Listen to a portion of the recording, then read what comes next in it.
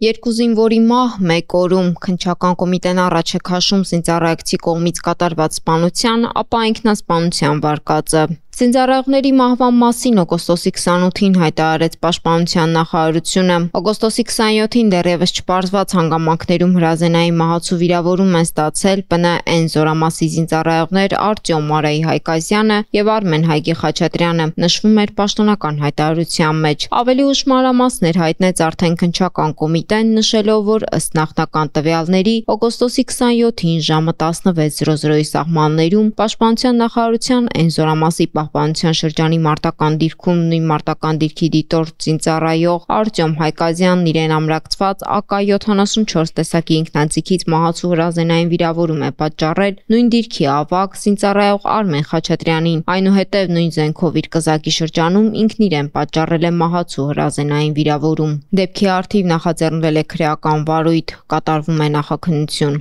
Նախնական տվյալներով կատարվածը կապված է միջանձնային, ոչ կանոնակարգային հարաբերությունների հետ։